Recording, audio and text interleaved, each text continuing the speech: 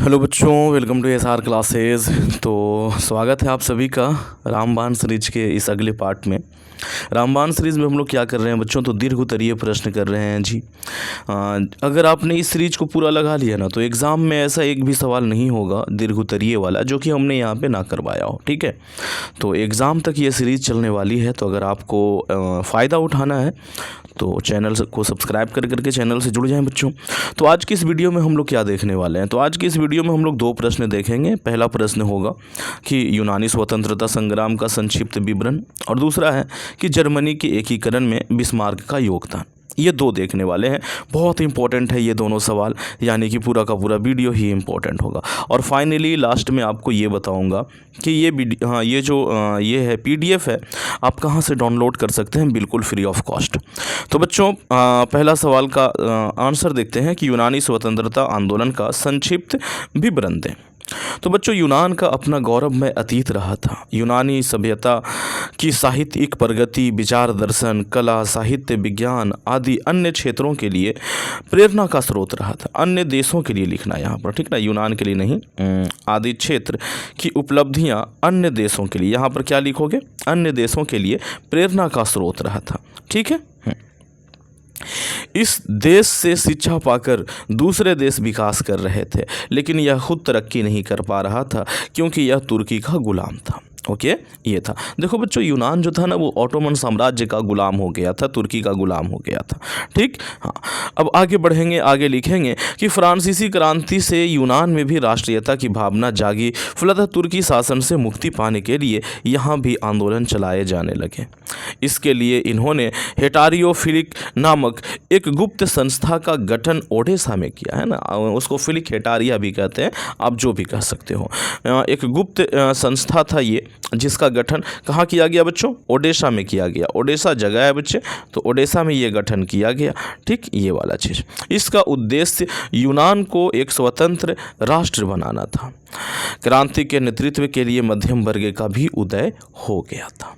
ठीक, इसी तरीके से आपको पैराग्राफ बना के लिखना है बच्चों। अब हम देखेंगे कि क्रांति में क्या हुआ। लिखेंगे कि यह क्रांति और विस्फोटक तब हो गया जब तुर्की शासन द्वारा यूनानी स्वतंत्रता में संलग्न लोगों को बुरी तरह कुचला गया। ठीक ना, के नहीं बल्कि यहाँ पर को कर देना। सभ्यता में लगे लोगों को बुरी तरह कुचला गया। इस संग्राम में इंग्लैंड के महान कवि लॉर्ड बायरन शहीद हो गए, जिस कारण पूरे यूरोप में आक्रोश छा गया।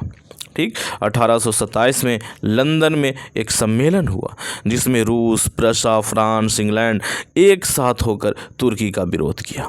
इस तरीके से 1829 में एड्रियानोपुल की संधि यूनान और ये यहाँ पर रूस कर देना बच्चों, रूस और तुर्की के बीच हुआ, जिसमें तुर्की की हार हो गई। अब संधि में हार नहीं होता बच्चों, युद्ध में तुर्की की हार हुई थी, और हार होने के बाद क्या हो गया था कि रूस और तुर्की के बीच में एक संधि हुआ, एड्रियानोपुल की संधि, जो कि 1829 में हुआ। और इस संधि के तहत तुर्की को क्या किया गया, वहाँ से अपना बोरिया बिस्तर समेट के भागना पड़ा।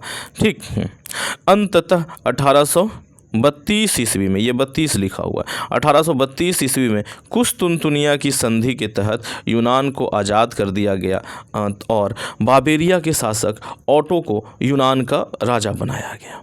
ठीक है, तो इस तरीके से यूनानी स्वतंत्रता संग्राम आपने पढ़ लिया बच्चों। अब हम आगे बढ़ते हैं। सवाल है अगला कि जर्मनी के एकीकरण में बिस्मार्क की भूमिका का वर्णन करें।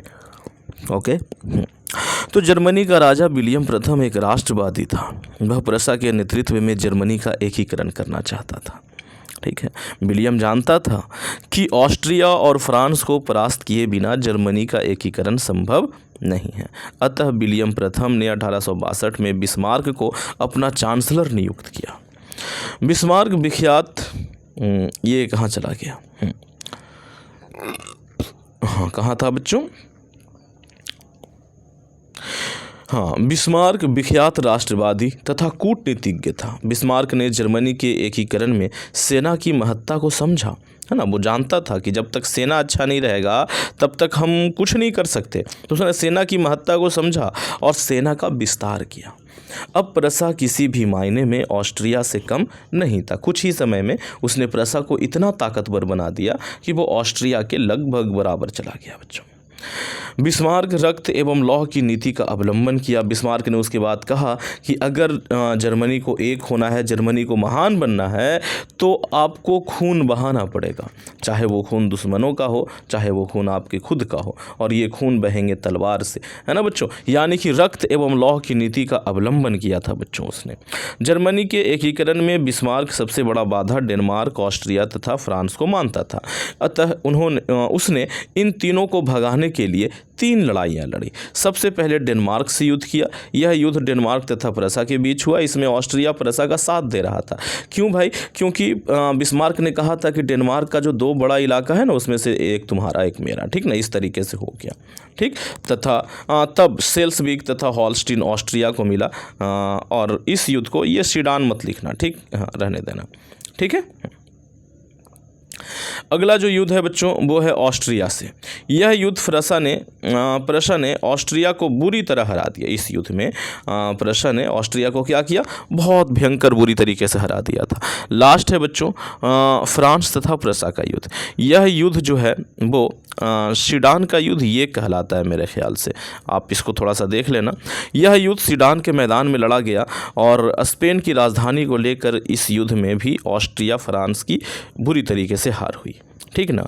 ये युद्ध जो हुआ था वो स्पेन की राजधानी को लेकर या राजगद्दी को लेकर के हुआ था, ठीक है। और इस युद्ध में भी क्या हो गया था बच्चों? ऑस्ट्रिया और फ्रांस की बुरी तरीके से हार हुई थी। मेन ये युद्ध फ्रांस के साथ लड़ा गया था, ऑस्ट्रिया फ्रांस का साथ दे रहा था। अंततः बिस्मार्क ने पूरी जर्मनी को क्या कर दिया? एक कर दिया, ठीक है। तो इस तरीके से आपको लिखना है पैराग्राफ बना बना करके। तो कैसा लगा आपको ये वीडियो? कमेंट करके अवश्य बताएं। अगर कोई सुझाव है, सुझाव भी दे सकते हैं आप। अब आप कहोगे सर ये PDF हमें कहाँ से मिलेगा? तो इसके लिए आपको एक काम करना है, अपना क्रोम ब्राउज़र ओपन करना है। मैं दिखाता हूँ बच्चों की कैसे कर सकते हो।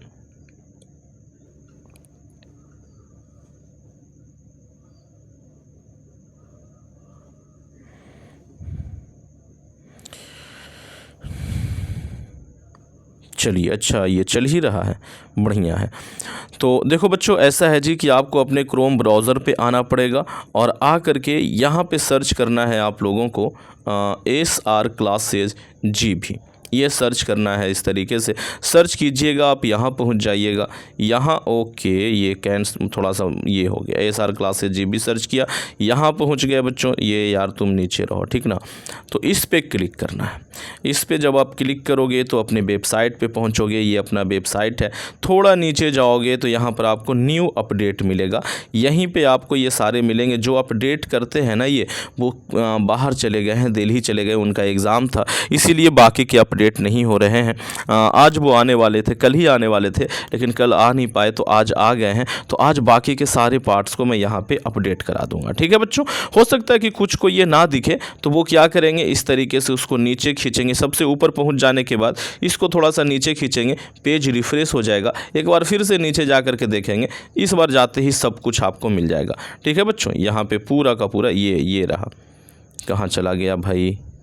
ये न्यू अपडेट में आपको वो सारे चीज़ दिख जाएंगे, ठीक है बच्चों। तो thank you, thanks for watching. बने रहे SR क्लास के साथ।